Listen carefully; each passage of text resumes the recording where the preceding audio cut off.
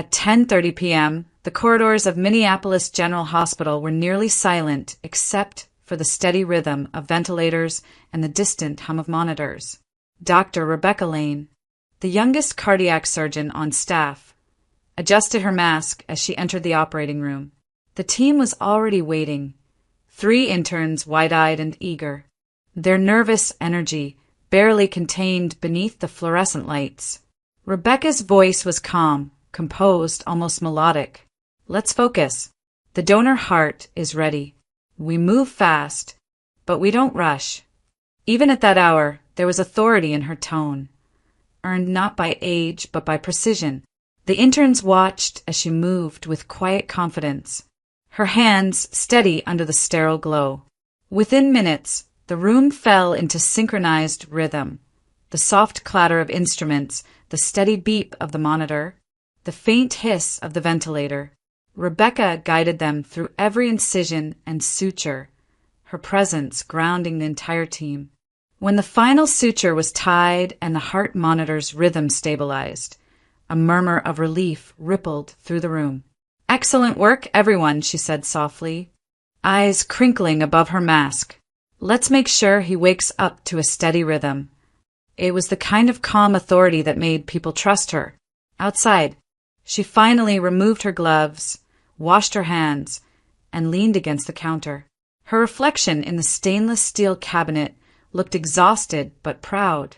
She pulled off her cap, letting her chestnut hair fall loose around her shoulders, and allowed herself one deep breath until her phone buzzed.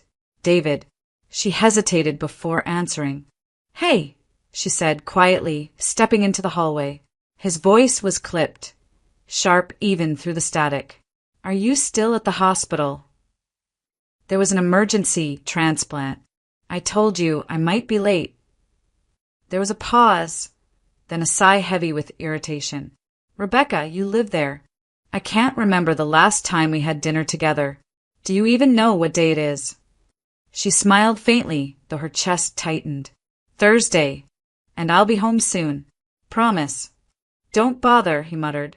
"You'll just fall asleep halfway through a sentence again." The line went dead. Rebecca lowered the phone, slowly, staring at the dark screen as if it might offer an explanation. The silence pressed in. After a moment, she slipped the phone into her pocket and exhaled. "Just another long day," she whispered to herself. She was about to leave when a voice called from behind. "Dr. Lane? Dr. Freeman wants to see you in his office. Says it's urgent." Her brow furrowed. It was unusual for Dr. Alan Freeman, the chief of surgery, to summon anyone at this hour. Still wearing her scrubs, she walked down the dim corridor to his office. The door was half open. He sat behind his desk, sleeves rolled up, face tight with impatience. "Rebecca," he said without preamble, "do you know why you're here?" "No, sir. I just finished the transplant." He slid a thin folder across the desk. "Then perhaps you can explain this." Inside were documents, medication logs, dosage sheets, and a consent form. Her signature was scrawled at the bottom of each. Dr. Freeman's eyes narrowed. Controlled substances missing from the anesthesia storage, and a patient left paralyzed after your procedure last month. The same patient tied to this signature. She stared at the papers, speechless. "That can't be right. These aren't mine. Someone must have." "Enough," he interrupted, his tone turning cold. "You've been with us barely 2 years. I took a risk promoting you this early. Now you've compromised my department." Rebecca's pulse hammered in her ears. "Please check the logs. The security footage." "You'll see. I've seen enough," he said sharply. "You're suspended, effective immediately. Security will escort you out." Her lips parted, but no words came. The room spun, the edges blurring as the weight of disbelief settled over her. Slowly, she removed her gloves and placed them on the desk. One of them slipped, landing on the floor with a soft, sterile sound. She stared at it, white against the dark tile, a fragile symbol of everything she was about to lose. It was almost 1 a.m. when Rebecca finally unlocked the door to their apartment. The hallway light flickered once, then dimmed, throwing long shadows across the living room. Her hands trembled as she placed her hospital bag by the door, the sterile smell of antiseptic still clinging to her scrubs. The silence inside felt heavier than the one she'd left behind in the operating room. From the bedroom came the sound of shifting sheets, then David's voice, thick with sleep and irritation. "Rebecca? What the hell? Do you have any idea what time it is?" She froze, her throat tightening. "I'm sorry," she managed, her voice small. There was a problem at the hospital." David sat up, rubbing his eyes. The dim light from the hallway revealed his furrowed brow and clenched jaw. "A problem? You look like you saw a ghost. What happened?" "You didn't." His tone shifted, sharp and cold. "You didn't get arrested, did you?" The question sliced through her like glass. "Of course not," she said, forcing a weak laugh that died almost immediately. "It's just they think someone forged my signature on a report. They're saying I mishandled medication, that I hurt a patient." David blinked, the words seeming to take a moment to land. "They're saying what?" She stepped closer, her voice trembling. "I didn't do anything wrong. Dr. Freeman, he showed me papers with my name on them, but I swear I've never even seen those forms. There has to be a mistake. I need you to believe me, David." He stared at her for a long moment, his expression unreadable. Then he exhaled through his nose and swung his legs off the bed. "You always said you were careful. How could something like this even happen?" "Because someone wanted it to," she whispered. "Maybe a mix-up or—" "Rebecca," he cut in, his voice flat. "You've been working insane hours for months. Maybe you did mess up and just don't remember. I mean, you barely sleep anymore." She flinched. "You think I'd forget paralyzing a patient?" He didn't answer. He simply stood, walking past her toward the kitchen. The floorboards creaked under his feet. He opened the fridge, grabbed a bottle of water, and drank in silence. "I just need you to stand by me," she said softly, following him with her eyes. "Please, until this is cleared up." David turned, the faint light from the fridge reflecting in his eyes. "You should get some sleep," he said finally, shutting the door with a dull thud. "You're exhausted. We'll talk when you're calmer." He brushed past her, heading back to the bedroom. The sound of the mattress creaking was the only reply she got. Rebecca stood motionless in the dark kitchen, staring at the space he'd just left.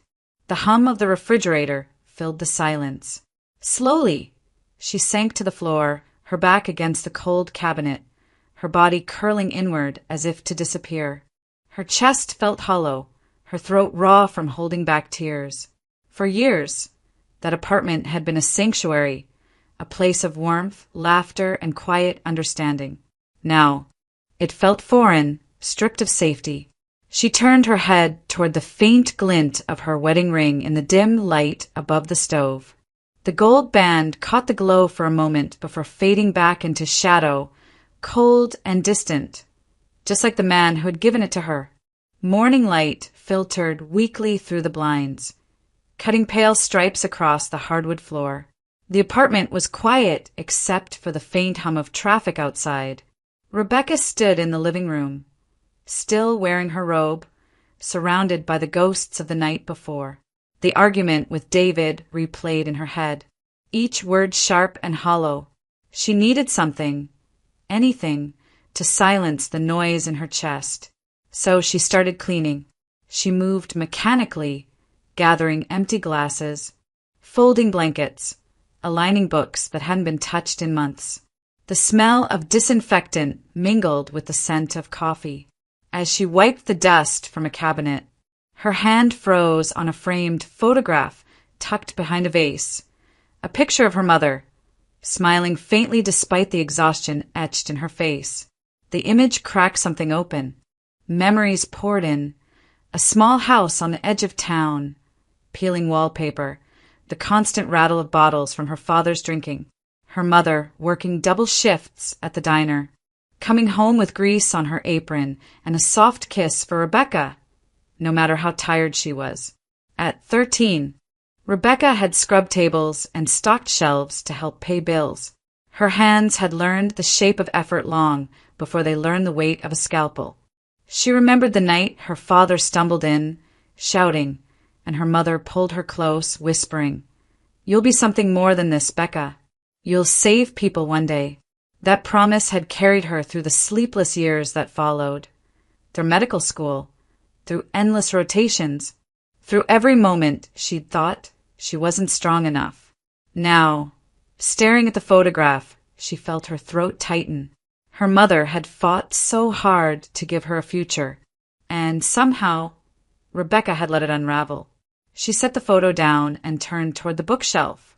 There, between two dusty textbooks, was another frame, a snapshot from her early 20s, a cafe near campus, autumn leaves scattered across the sidewalk. David had been behind her in line, phone in hand, too distracted to notice when she turned too quickly and spilled hot coffee down his crisp white shirt. She'd gasped, fumbling for napkins, mortified. He'd laughed, that easy, confident laugh that made her heart stumble. "Guess you owe me a new shirt," he'd said, grinning. They'd spent the rest of that afternoon talking at a corner table. He'd been charming, ambitious, full of plans. He'd told her she was unlike anyone he'd ever met. Focused, grounded, real. Back then, he'd made her believe that being with him meant safety, that together they could build something solid, unshakable. She traced a finger over the glass, over their younger faces, frozen in that moment of light. How far away it felt now, like watching strangers she barely recognized. The woman in the photo was laughing unguarded, eyes shining with trust.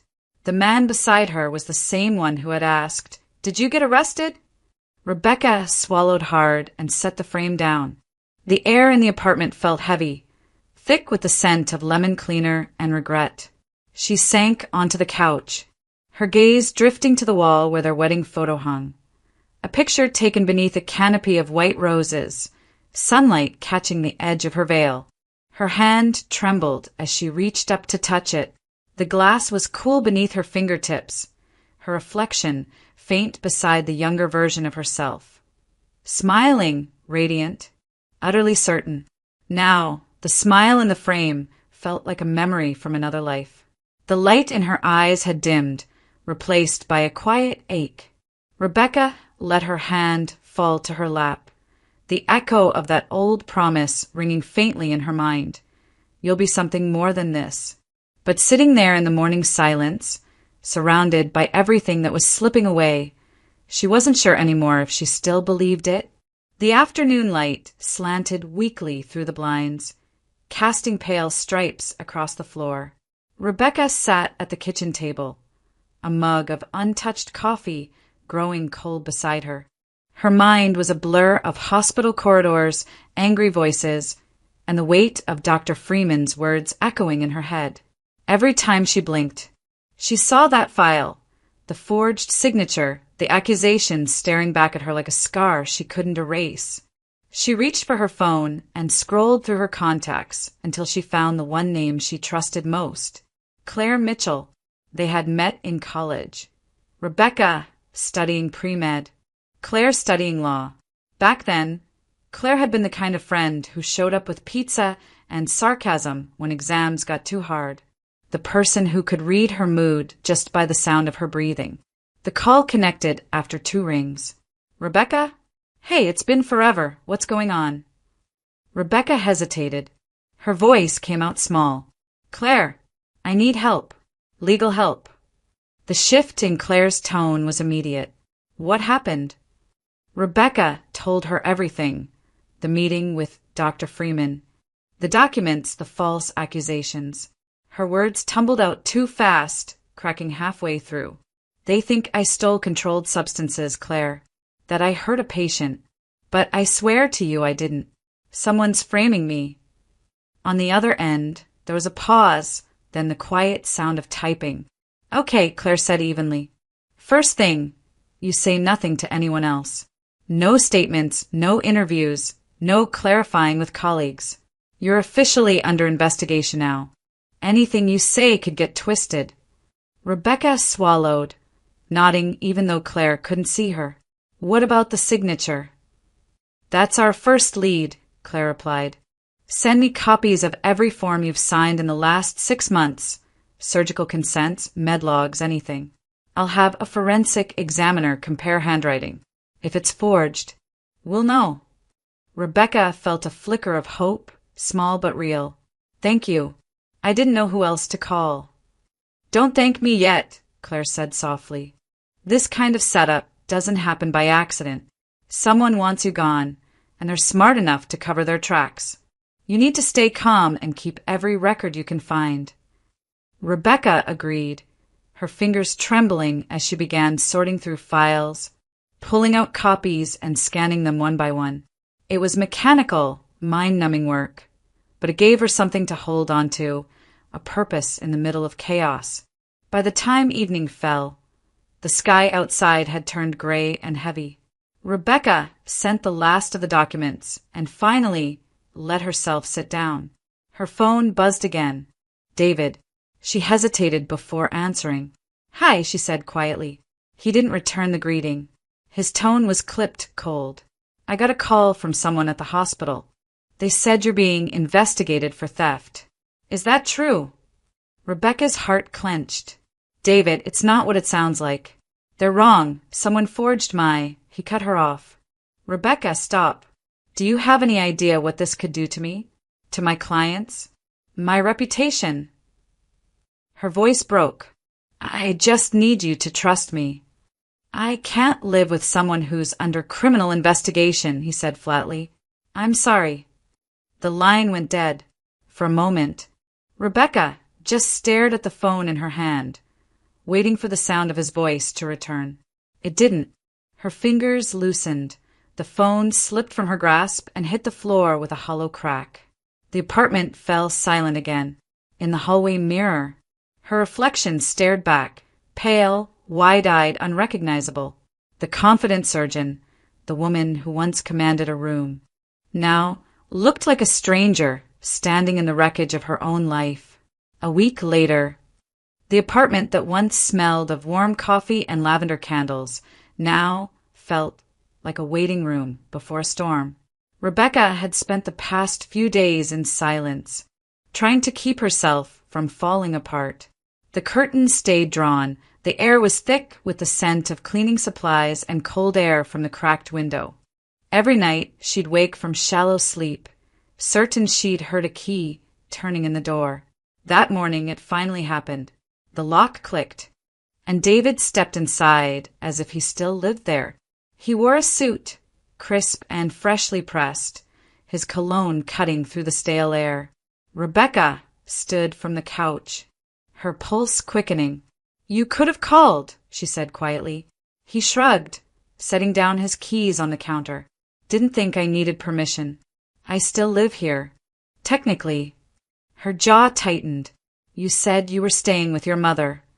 I am, he replied, glancing around, assessing the place like a realtor preparing to list it. Just came to grab a few things. Rebecca folded her arms, then grabbed them and go. He gave a short, humorless laugh. You know, I talked to my lawyer. Turns out this apartment, he gestured around, casual and cruel, is in my name. So if anyone's leaving, it's you. The words hit her like a physical blow. That's not true. We bought it together. I've been paying half the mortgage from my salary. Correction, he interrupted. You were paying. You don't have a salary anymore. For a moment, she couldn't breathe. The sharpness in his tone, the indifference. It was as if he was cutting her away piece by piece. You can't just throw me out, David. He smiled faintly. Watch me. Something inside her snapped. Weeks of fear and humiliation coiled into a single, trembling moment. She stepped forward and slapped him, the sound sharp in the still air. His head jerked to the side, shock flashing across his face. For a heartbeat, the room froze. Then he straightened, smirking as he rubbed his cheek. "There it is," he said softly. "The temper everyone warned me about." Rebecca's hand shook, but she said nothing. He reached into his briefcase and pulled out a manila folder. "You might want to sit down for this." She didn't move. He opened the folder and laid several glossy photographs across the counter. The images showed her in what looked like a hotel room, standing close to another man, laughing, touching his arm. Rebecca's stomach twisted. "What is this?" David leaned on the counter, his voice low, measured. "Evidence. You and some guy from the hospital. I've already filed the divorce petition. Adultery and misconduct." Her voice was barely a whisper. "That's not me. Those are fake." He shrugged. "The court will decide. But I'd start packing if I were you." The room spun around her. She reached for the photos, her vision blurring, her breath shallow. "How could you do this?" David's gaze hardened. "You ruined your own career, Rebecca. Don't pin this on me." He gathered the papers and slipped them back into his briefcase. "I'll send someone for the rest of my things next week. Try not to make a scene." He turned toward the door. She stood frozen, every muscle in her body trembling. When the door shut behind him, the echo seemed to stretch forever. Rebecca sank onto the edge of the couch, staring at her hands. The sting still burned across her palm, a raw reminder of the line she'd finally drawn. It wasn't victory. It wasn't even defiance. But for the first time, she hadn't begged, hadn't tried to make him understand. The red mark on her skin pulsed softly under the dim light, the only proof that she was still capable of fighting back. The courthouse in downtown Minneapolis was colder than Rebecca expected. The marble floors echoed every footstep, and the air smelled faintly of polish and paper. She sat at the plaintiff's table beside Claire Mitchell, who was flipping through folders with steady precision. Across the aisle, David leaned back in his chair, exuding confidence. He was dressed impeccably, the picture of calm self-assurance. Rebecca's palms were damp. The faint murmur of voices in the gallery blurred into a single hum until the bailiff called the room to order. Judge Harper entered, expression unreadable. "Case number 23H417, the clerk announced. Lane versus Lane, property dispute." Rebecca swallowed. It felt surreal, hearing her name turned into a case file. Claire rose smoothly. "Your Honor, my client, Dr. Rebecca Lane, contests the transfer of property ownership. The defendant, Mr. David Lane, coerced her into signing a quitclaim deed under false pretenses while she was under emotional distress due to an ongoing criminal investigation, an investigation later shown to be inconclusive. David's lawyer, a tall man in a navy suit named Mr. Chandler, countered. "Your Honor, the document was signed willingly. Mr. Lane simply seeks lawful possession of the property that is rightfully his." Judge Harper nodded. "Proceed." Claire presented evidence first. Bank statements, mortgage records, proof of joint payments. Each document painted the same truth. The apartment had been purchased and maintained by both of them. Rebecca's name had been erased only after the scandal broke at the hospital. Then the defense took the floor. Chandler paced as he spoke, playing to the audience as much as the judge. "Your Honor, while the plaintiff claims coercion, we have substantial reason to question her credibility." The words hit Rebecca like ice water. She glanced at Claire, who gave a small nod, signaling her to stay quiet. Chandler gestured toward the gallery. "We have a witness who can speak to the plaintiff's character. Mrs. Helen Lane." Rebecca's breath caught. Helen, her mother-in-law, stepped forward in her pearl necklace and pastel suit, every inch the dignified matriarch. She offered the judge a tight smile before fixing her gaze on Rebecca. "Your Honor," she began, her voice syrupy with feigned sympathy, "I wish this weren't necessary, but Dr. Lane has caused nothing but turmoil in my son's life. She's always been difficult. Claire rose. Objection, irrelevant character attack. Overruled, Judge Harper said mildly. Proceed, Mrs. Lane. Helen continued, enjoying every word. She's been secretive, self-righteous. And to think, she's doing all this while carrying his child. A ripple spread through the courtroom. Cameras flashed from the back row. Rebecca's face drained of color. Her pregnancy, barely a few weeks along, known only to her doctor and Claire, was now public. Claire immediately stood. Objection, Your Honor. That information is confidential and has no bearing on property division. Judge Harper banged the gavel once. Sustained. The court will disregard that remark. But the damage was done. Whispering filled the air, and Rebecca's stomach twisted. As the tension thickened, Chandler pretended to shuffle through his briefcase. A folder slipped from his hands, scattering glossy photos across the table. Images of Rebecca in a hotel room with a man she didn't know. Gasps rippled through the courtroom. Mr. Chandler, the judge said sharply, is this your evidence? He stooped to gather the pictures, feigning embarrassment. Apologies, Your Honor. These were part of a private investigation into Dr. Lane's conduct. Irrelevant, of course, but they do exist. Rebecca's pulse pounded in her ears. Those are fake, she whispered, but her voice was drowned out by the murmurs. Claire snapped. Your Honor, this is outrageous. There's no foundation for these photos. This is blatant defamation. Judge Harper's gaze flicked between them. Enough. Both sides will stick to property matters. By the time closing statements began, Rebecca felt like she was watching from outside her own body. Claire's words were strong, logical, but David's calm demeanor, his mother's poised cruelty, and the weight of those photographs had already tilted the room. The judge adjusted his glasses. Given the signed documentation and lack of conclusive evidence of coercion, this court grants ownership of the property at 412 North 10th Street to Mr. David Lane. The sound of the gavel echoed like a shot. Rebecca sat frozen, staring at the table. The world narrowed to a single ringing tone in her ears. Claire's voice was distant, pleading, Rebecca, breathe. But the floor seemed to tilt beneath her. The last thing she saw before darkness closed in was the polished wood of the judge's bench, the gavel still in his hand. Then nothing.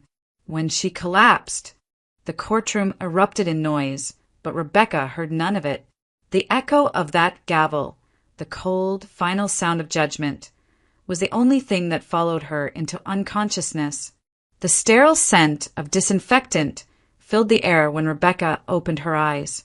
The ceiling above her was a blur of white panels and humming fluorescent lights. For a moment, she couldn't tell where she was, only that everything hurt. Her throat was dry, her limbs heavy. Then a familiar voice broke through the fog. Hey, Claire said softly, leaning over her.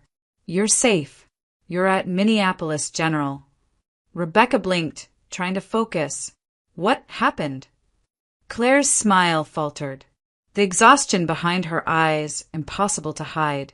You collapsed at the courthouse. They said it was stress and dehydration. You've been out for a while. Rebecca turned her head toward the window. Gray daylight pressed weakly through the blinds. The muffled sound of hospital carts and distant voices echoed down the corridor. The trial, she murmured. I lost, didn't I? Claire hesitated, then nodded once. Yes, but that's not what matters right now. Rebecca's lips trembled, though she couldn't tell if it was anger or grief. He took everything, Claire. The apartment, my name. My reputation. What else could there be to lose? Before Claire could answer, the door opened. A doctor in green scrubs stepped in, glancing at the chart. Dr.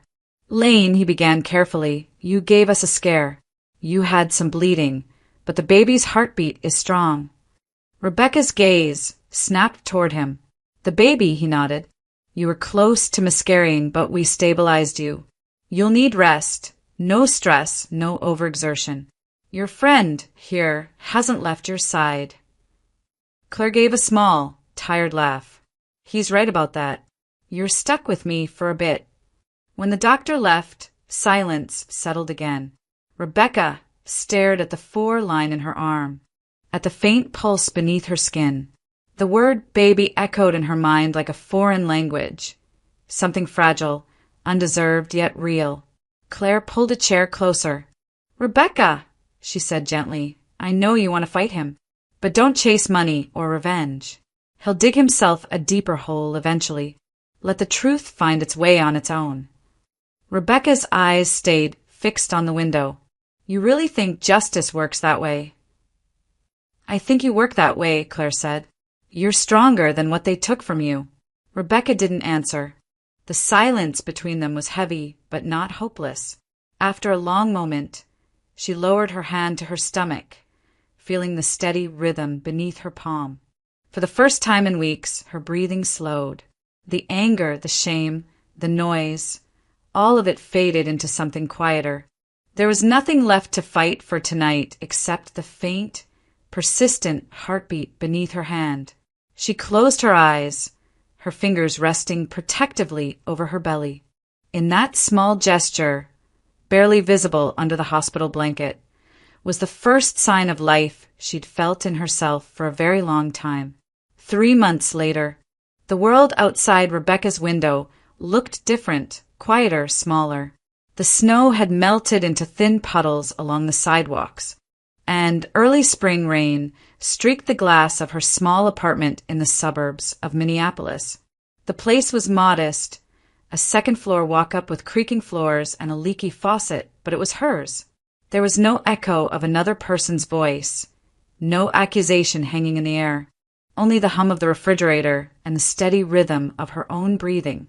Every morning, she sat at the kitchen table with a mug of tea, her laptop open to the same endless list of job postings. Every hospital she applied to sent polite rejections. Some didn't reply at all. The news of her suspension had traveled fast. No one wanted to hire a surgeon with a pending case, even one that was quietly dismissed. Her license was still valid, but her reputation wasn't. The baby had started to move, small flutters that felt both alien and reassuring. She rested her hand over her belly sometimes, wondering what kind of life she could build for a child when her own had fallen apart. That morning, her eyes caught on a small ad buried between listings for dental assistants and urgent care nurses. Private home visit physician needed new community, clinic seeking, part-time practitioner, flexible hours, experience preferred. It wasn't glamorous. It wasn't surgery, but it was something. Rebecca clicked apply before she could talk herself out of it. 2 days later, she stood outside a low, newly renovated building at the edge of town. The rain had just started, a misting drizzle that clung to her coat. A hand-painted sign above the door read Midtown Family Clinic. The windows glowed with warm light, and through them she could see a few patients waiting. Inside, the air smelled faintly of antiseptic and coffee. At the front desk, a young receptionist gave her a nervous smile. Dr. Lane? Mr. Peterson will see you now. Mr. Peterson, the clinic manager, was a stout man in his 50s with tired eyes. He gestured for her to sit, flipping through her resume. You have impressive credentials, he said, but you understand why this is complicated. Rebecca nodded. I do. I just need a chance to work again. I can start with house calls, basic checkups, wound care, palliative visits, whatever you need. He studied her for a moment. You're pregnant. Yes, she said simply. He sighed. You don't make this easy for me. I'm not asking for easy, she replied. I'm asking for honest. The room went quiet. Then, slowly he closed the folder. All right, Dr. Lane, I can't pay hospital wages, but if you're willing to drive across town for home visits, the job's yours. 3 months trial. For the first time in what felt like forever, Rebecca smiled. That's more than enough. When she stepped back outside, the drizzle had turned into steady rain. The street was nearly empty, the sound of tires hissing against wet pavement filling the air. Rebecca stopped under the awning, holding the folded white coat Mr. Peterson had handed her before she left. She ran her fingers over the fabric, the same kind she used to wear in the operating room, now freshly pressed and untouched. It wasn't power or prestige or redemption, but it was work. It was a beginning. Rebecca stepped into the rain. The coat clutched to her chest. The water was cold. The air smelled of wet asphalt and new leaves. For the first time in months, the weight on her chest eased. She walked down the quiet street, her shoes splashing softly in the puddles, the white coat a fragile promise in her hands, a symbol of who she once was and who she might still become. The scent of antiseptic and coffee had become part of Rebecca's daily routine. Midtown Family Clinic was small but busy, filled with the quiet rhythm of lives trying to mend. After weeks of home visits, she had earned the trust of her patients and a polite kind of respect from her coworkers. It wasn't the operating room, but it was healing in its own way. That afternoon, rain tapped softly against the windows of the staff lounge. Rebecca was finishing her notes at the corner table when a burst of laughter broke her concentration. A group of young nurses huddled near the vending machine, scrolling through their phones. "Look at this," one of them giggled, nudging another. "Megan's new boyfriend is ridiculously handsome." Rebecca smiled faintly without looking up. She'd heard the name Megan Walters before, one of the new hires, a nurse who had recently transferred from another clinic. Megan was young, ambitious, always arriving with perfectly styled hair and a perfume that lingered down the hall. Rebecca didn't know her well, but the girl had a confidence that drew attention everywhere she went. Oh my God, he looks like he stepped out of a magazine," another nurse said, leaning in. She said, "He works in real estate, right?" Rebecca tried to stay focused on her paperwork, but the words real estate flickered in her mind. She froze, her pen pausing mid-sentence. "Yeah," the first nurse said. "Apparently he's super successful. Owns properties across the city." Megan said, "He's divorced, something messy with his ex-wife being a doctor, or something like that." The room seemed to tilt. Rebecca looked up slowly. Her heart began to pound in her chest. "Here, look," one of them said, turning the phone around. "That's him." The screen lit up with a photo, Megan smiling in a restaurant, her arm looped through the man beside her, his familiar jawline, the easy charm in his expression, the silver watch glinting under the light. David. Rebecca's stomach dropped. For a second, she couldn't breathe. The laughter around her faded into a low, distorted hum.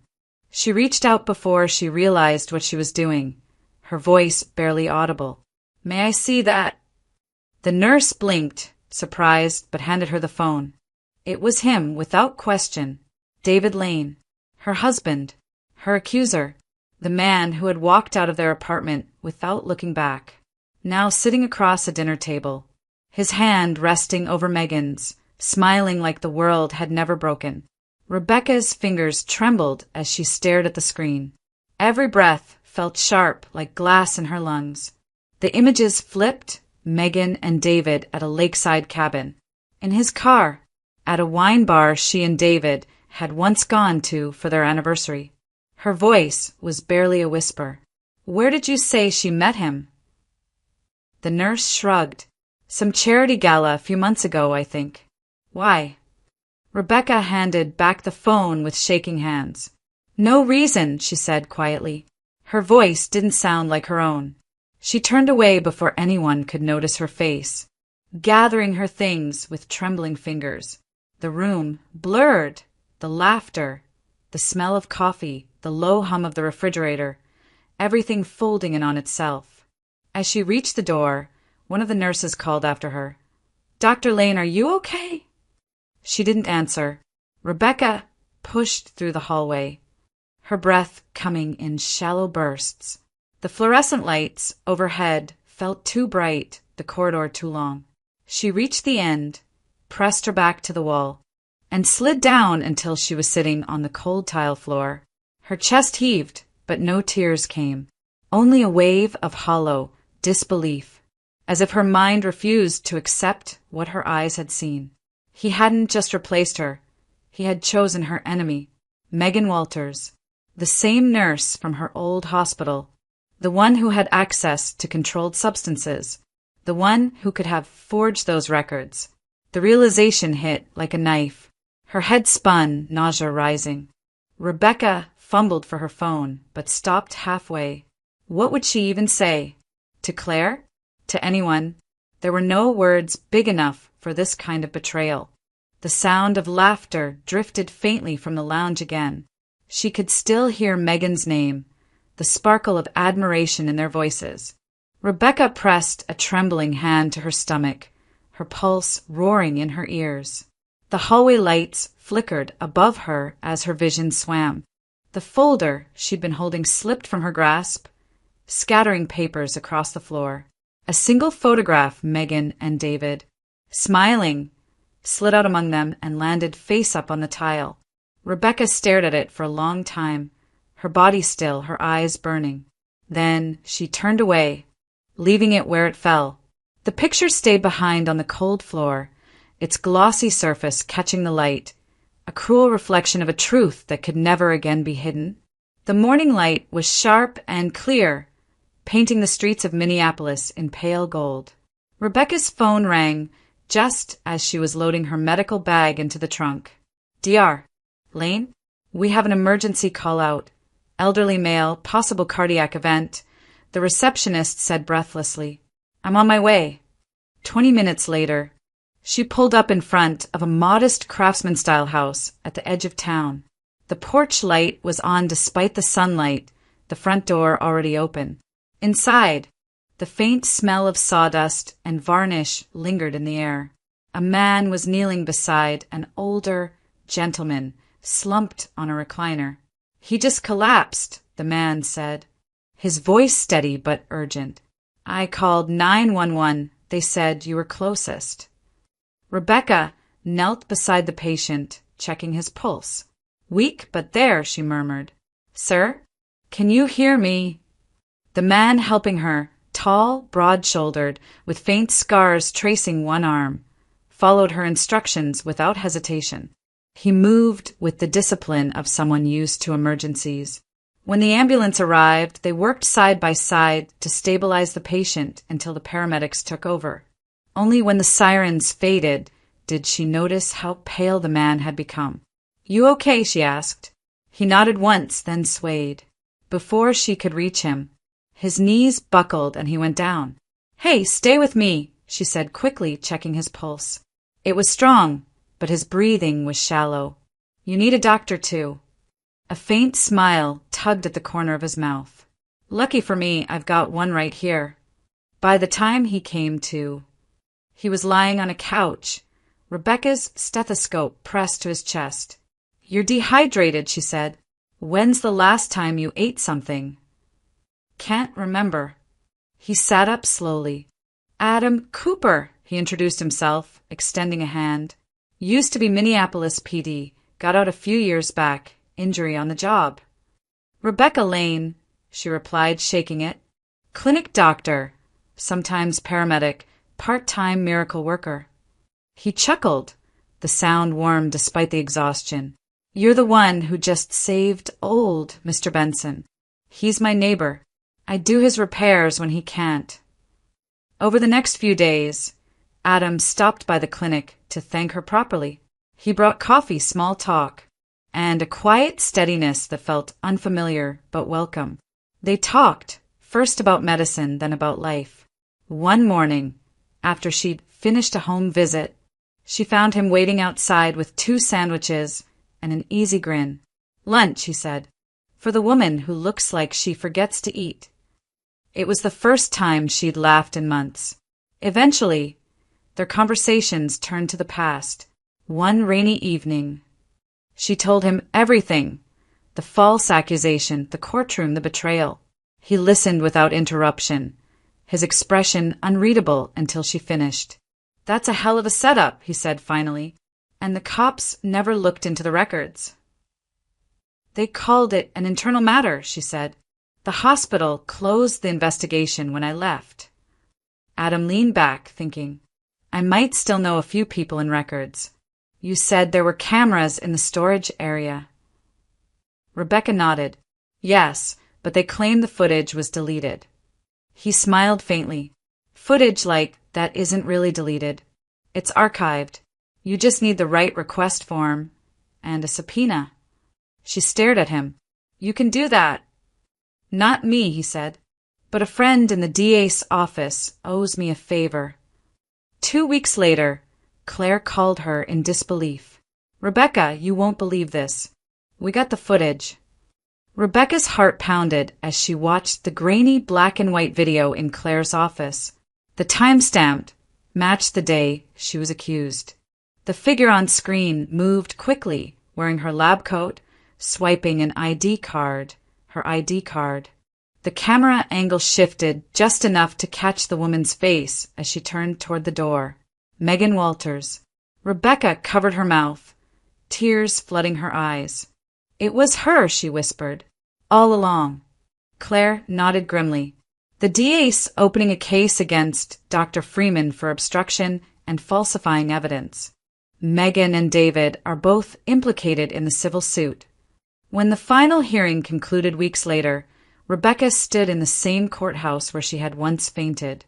This time, the judge's tone was calm but decisive. "Charges against Dr. Rebecca Lane are hereby dismissed. Her record is cleared." Outside, the air smelled of rain and spring grass. Adam waited by the steps, a paper cup of coffee in hand. "Told you the truth has a way of coming back," he said. She took the cup, her fingers brushing his.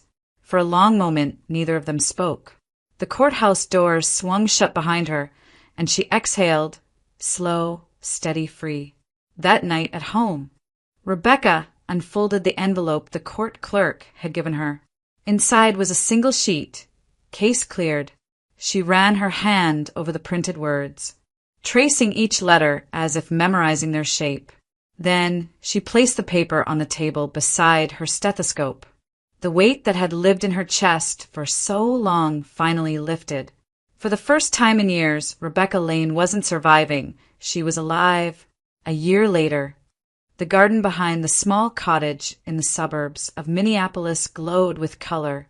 Wildflowers climbed over the fence, the air heavy with the scent of lilac and new grass. Beneath a white arch wrapped in ivy, Rebecca stood in a simple ivory dress, her hands trembling slightly, not from fear, but from disbelief that life had led her here again. A few rows of chairs lined the lawn, filled with faces that had become her new family, neighbors, patients, a few nurses from the clinic, and Claire, who had insisted on handling every detail. At the far end of the aisle, Adam Cooper waited, wearing a navy suit that still somehow looked rugged on him. When she met his eyes, everything else blurred, the past, the courtroom, the betrayal. There was only the quiet certainty of the man standing before her. The ceremony was short. When the minister said, "You may kiss the bride," Rebecca smiled through tears. The crowd clapped softly as Adam drew her close, the sunlight catching on the silver band around her finger. Later, as the guests mingled, laughter rippled across the garden. A soft breeze carried the scent of peonies, brushing against Rebecca's shoulders.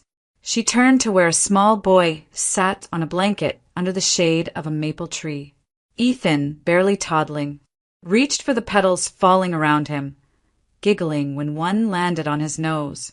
His scar, a faint reminder of the heart surgery he'd endured months earlier, was now almost invisible. Adam crouched beside the boy, ruffling his hair. "He's got your stubbornness," he said with a grin. "And your timing," Rebecca teased. "He wakes up the second you sit down." They laughed, and for a moment everything felt suspended, time, regret, even memory. There was only sunlight and peace. When the guests began to leave, Claire hugged Rebecca tightly. "You did it," she whispered. "You didn't just survive. You built something beautiful." After everyone was gone, Rebecca and Adam walked through the quiet garden, their hands intertwined. The sky was turning pink at the edges, the last of the daylight softening the world around them.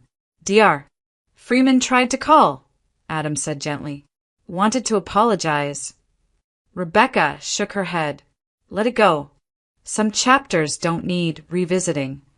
She had refused every offer to return to the hospital that once cast her out. Instead, she and Adam had founded a small community medical service, traveling between neighborhoods to provide care for families who couldn't afford it. It wasn't fame. It wasn't recognition. It was healing, both for others and for herself. Rebecca paused beside a bed of camellias just starting to bloom. The morning dew still clung to their petals, catching the fading light like tiny crystals. She knelt, brushing her fingers over one flower as a soft smile touched her lips. She had lost everything once, her career, her home, her faith in people. But standing there, surrounded by laughter and the scent of new life, she realized something simple yet profound.